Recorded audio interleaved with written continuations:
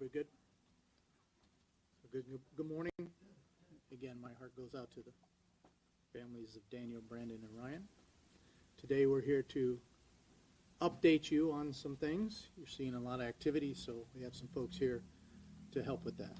We'll do what we've been doing. Please hold your questions in. I'll come back up, and I'll try and remember, and if I don't, it's okay to ask me to repeat the question, so I know there's been little feedback. We're not hearing the question, so I'm just answering, or someone's answering. I will try and remember to at least paraphrase or somehow get to the point of what question you're asking. Okay? So a lot of activity has been going on, a lot of work has been going on, a lot of technical folks. So we're going to talk about that here. So first, I'll have Chief Carlson talk about some timeline and things that we've moved forward the last few days. Chief. Thank you, Mayor. As Mayor Matson said, my name is Mike Carlston. I am the Fire Chief of the Davenport Fire Department.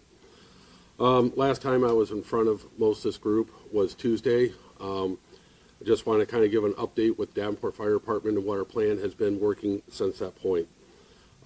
Since that point, we have continuously, since this event has happened, we needed to work on securing specialized teams that could come and help us with the recovery efforts. With those efforts, we have talked to multiple larger communities throughout the nation who have had events similar to this.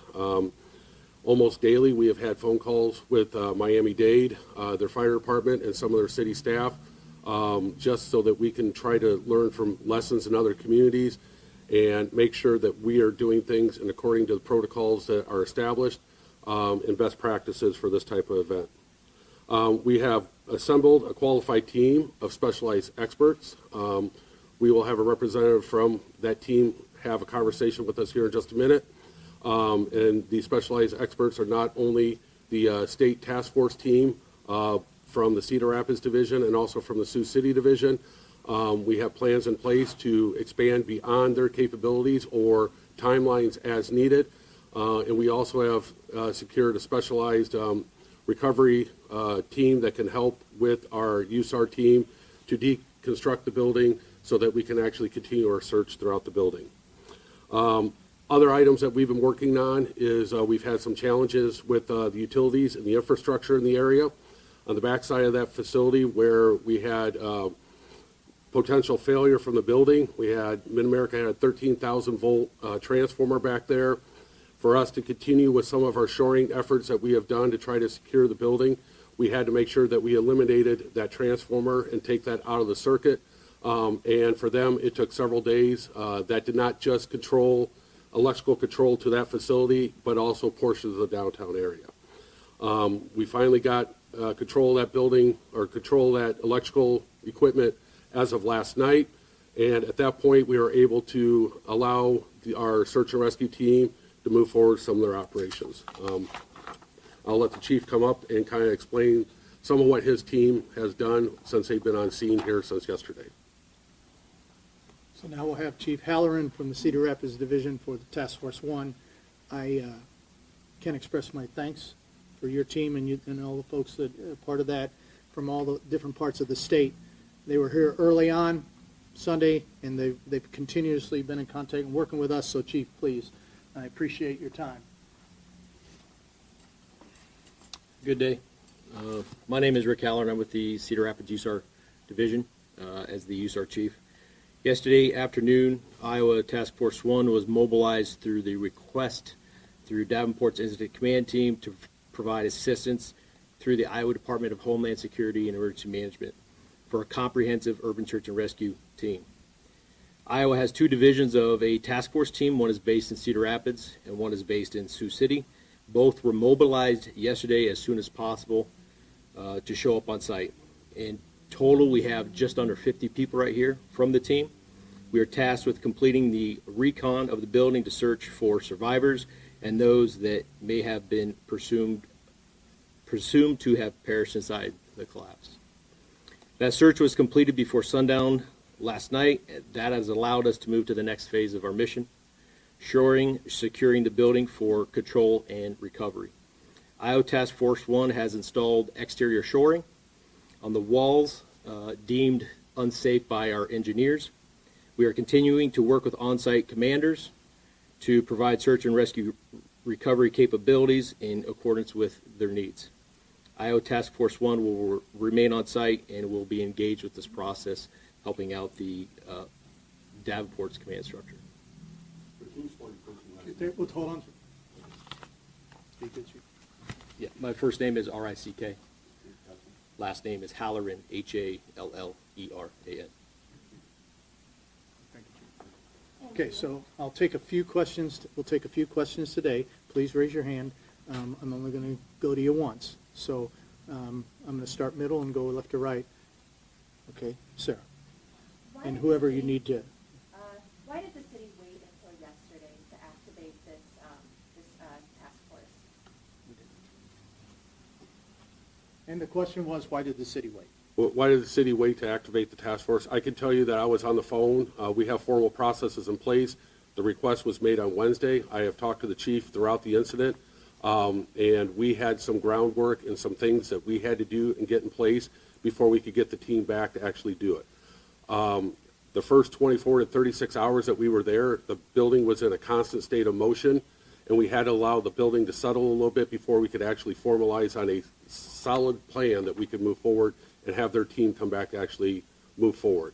Until we worked on some of the pieces on our side, there wasn't much we could do with their team in that downtime. Is there anything else you want to add, Chief? But you were here.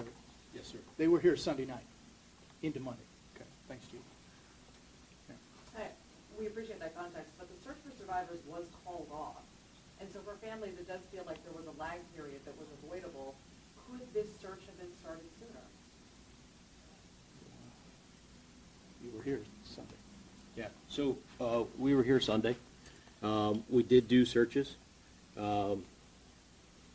This is a really dynamic situation, not just for the city of Davenport and the state, but all across the country. This is a large-scale event. So moving meticulously and accurately from the start to where we're at now takes time, and we need to be concerned for those that are in the site working as well as anyone else that could be inside. Thank you, Chief. Okay. Anybody else? Ma'am, sorry. Sorry.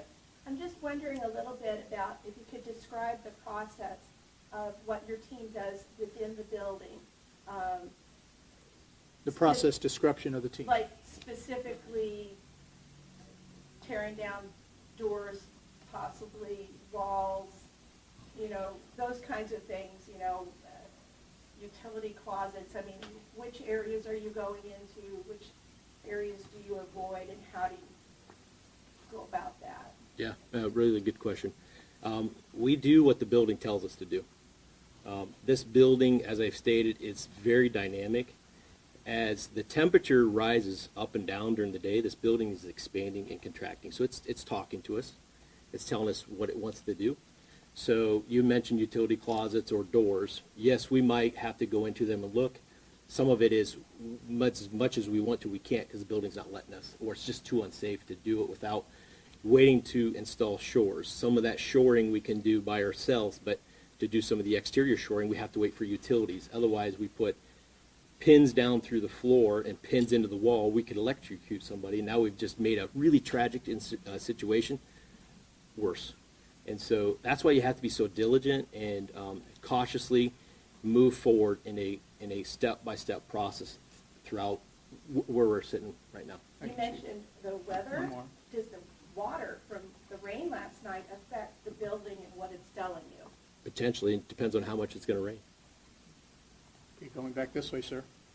Just to clarify, are you guys saying that the conditions didn't allow you guys to search from Monday afternoon to about Thursday morning, or was that a decision not to search between that time? So you can tell you, but the only day that someone wasn't searching in the building was Wednesday.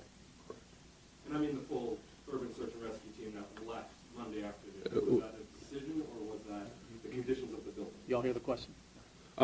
We have been in contact. We've coordinated our efforts with the actual USAR team to make sure that our efforts are in coordination with what their efforts are. We did have personnel searching the entire safe area that was deemed safe on Tuesday. Monday, the building was still in motion, And from the structural engineers we had in their evaluation, it was unsafe for us to go in at that point. Again, as it was stated, this is a very dynamic situation, very fluid.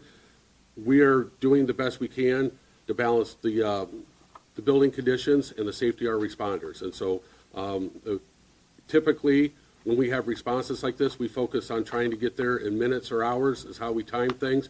Unfortunately, something this large, we're looking at days and weeks of how we have to do things because it's a very thoughtful process that we have to move through and look at all the what-ifs before we make decisions. And I know that doesn't answer everything, but it's where we're at. Sir? Mayor, I have a two-part question for you. Have you had a chance to look at, to see some of the pictures that were released by you guys to them for people of the other night, with some of the building conditions? The other night? The documents that were released, have you had a chance to just look at some of the photos that were up? Yes. Would you have felt comfortable having yourself or your family live in that building before it collapsed? I can't answer. That's not part of, I'm terribly upset and sorrowful on what happened. My head has been in a lot of places. The condition seems of concern, but I wasn't inspecting it. And all we can do is try and do the best we can. So. Sir, and then ma'am. When we talk about doing the best we can, Mr. Mayor, there's a lot of residents who feel like they aren't being heard. Are there any plans to do like a town hall or something like that where you can address them directly and the residents can voice their concerns to you? I've met with families, and that's who the focus is on. But there's more than just the families Okay, impacted. I'm fully aware, and we're in front of you every day. Ma'am, We've spoken to some businesses and residents in the area who are concerned about other buildings in the area. Are you aware of other buildings in the area with structural problems, and are you going to send teams in now to take another look at those Yeah. buildings? as I've said before, we're constantly looking at that. And how is it going to be, are there going to be renewed efforts now? Yes, we're looking at every cycle of inspection. One more, two more, and then we're done. And three. You get one a person. Just one? Okay.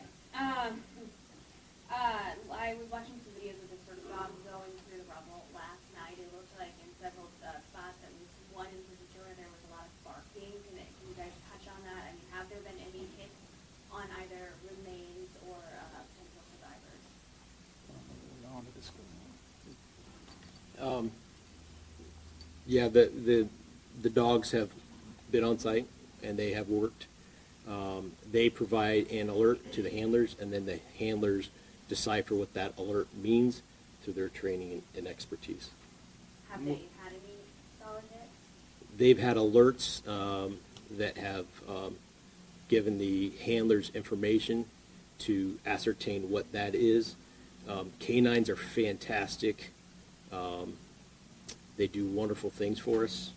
Canines, like everybody, can be oversaturated at times, and so it's really hard to decipher after, because they get stressed too, just like we do. I mean, a lot of us probably have pets, and so we can understand when animals are stressed, and so as the dogs give alerts, the handlers then decipher those alerts best decided upon the environmental conditions that they're working in. Thanks, Chief. Going back to other buildings in the area, is there any kind of a timeline of when there might be inspectors sent or Not at this- assurances made to folks that are living or in businesses in those other buildings? Timeline of inspection, not a timeline today. But we are constantly, like this whole tragedy, we're constantly evaluating where, when, and what do we send and how we do that. Okay, last one. Has anything been recovered as far as human remains or anybody found? We can't disclose that yet. Just one That's- more part. Just one more. Could this have? Last one. Would you have launched this sooner? We launched it Sunday. Thank you for your time. Update. No, Weekend there- news there will be no conferences? more scheduled. If there's some significant update that we need to provide, either it will be provided in writing, or we will call you. But there is no scheduled update here till Monday. Monday at 10. So But there's if no there- 2 p.m. No 2 p.m. today. The next scheduled one Is is Monday. Monday at 10. Yeah. And if something happens that we need to get. If there's information out. something significant, we will get in touch with you. Thank you.